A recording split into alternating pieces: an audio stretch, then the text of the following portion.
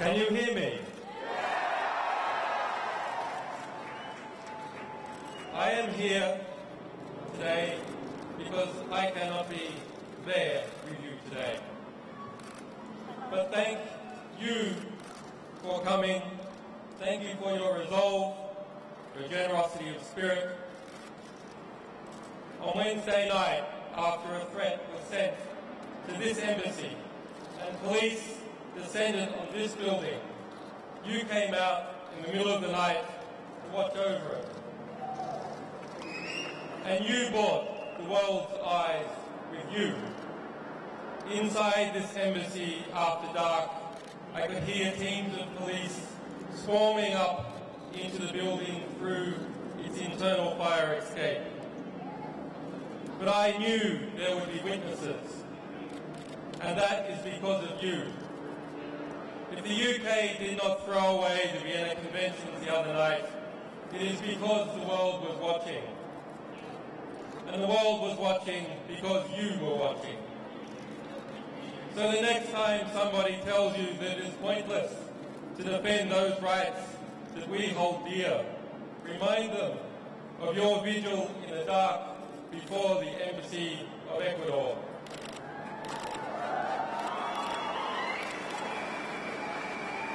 Remind them how, in the morning, the sun came up on a different world and a courageous Latin American nation took a stand for justice.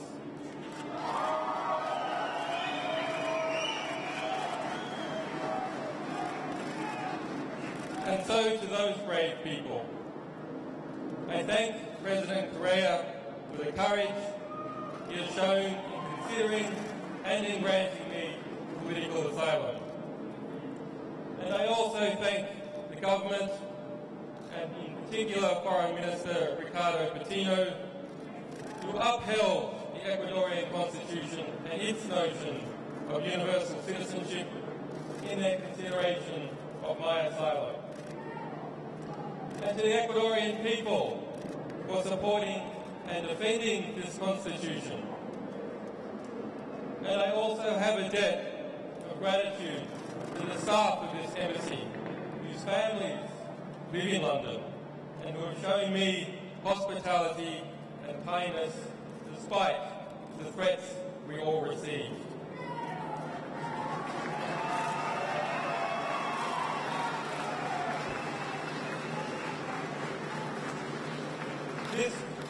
This Friday, there will be an emergency meeting of the foreign ministers of Latin America in Washington, D.C. to address this very situation.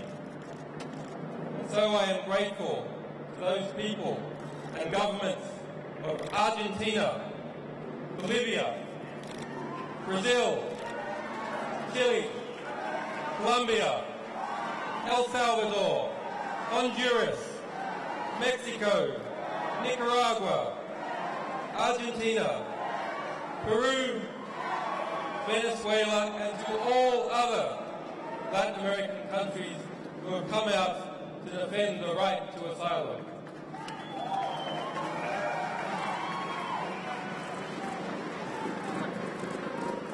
And to the people of the United States, the United Kingdom, Sweden, and Australia, who have supported me in strength, even when their governments have not.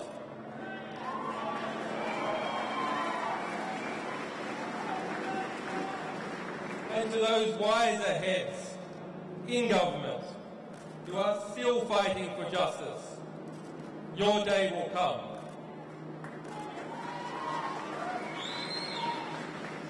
To the staff, supporters, and sources of WikiLeaks, whose courage and commitment and loyalty has seen no equal.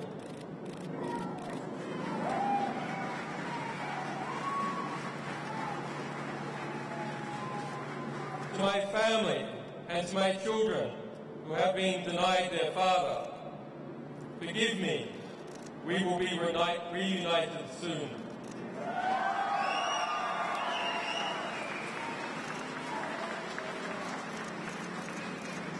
As WikiLeaks stands under threat, so does the freedom of expression and the health of all our societies. We must use this moment to articulate the choice that is before the government of the United States of America. Will it return to and reaffirm the values, the revolutionary values it was founded on? Or will it lurch off the precipice, dragging us all into a dangerous and oppressive world in which journalists fall silent under the fear of prosecution and citizens must whisper in the dark? I say it must turn back. I ask President Obama to do the right thing. The United States must renounce its witch hunt against WikiLeaks. The United States must dissolve its FBI investigation. The United States must vow that it will not seek to prosecute our staff or our supporters. The United States must pledge before the world that it will not pursue journalists for shining a light on the secret crimes of the powerful.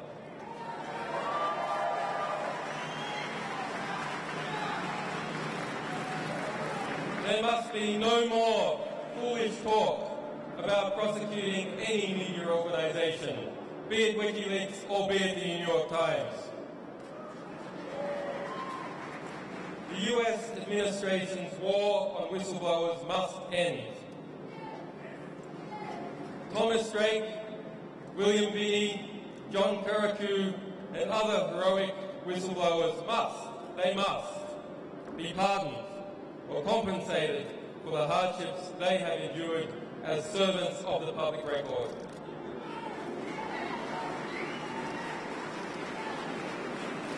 And to the Army private who remains in a military prison in Fort Leavenworth, Kansas, who was found by the United Nations to have endured months of torturous detention in Quantico, Virginia, and who has yet, after 2 years in prison, to see a trial, he must be released.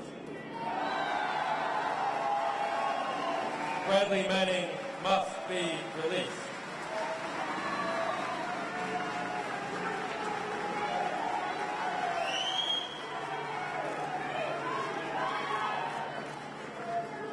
If Bradley Manning did, as he is accused, he is a hero and an example to all of us, and one of the world's foremost political prisoners. Bradley Manning must be released. On Wednesday, Bradley Manning spent his 815th day of detention without trial. The legal maximum is 120 days. On Thursday, my friend Nabil Rajab, president of the Bahrain Human Rights Centre, was sentenced to 3 years in prison for a tweet. On Friday, a Russian band was sentenced to 2 years in jail for a political performance. There is unity in the oppression. There must be absolute unity and determination in the response.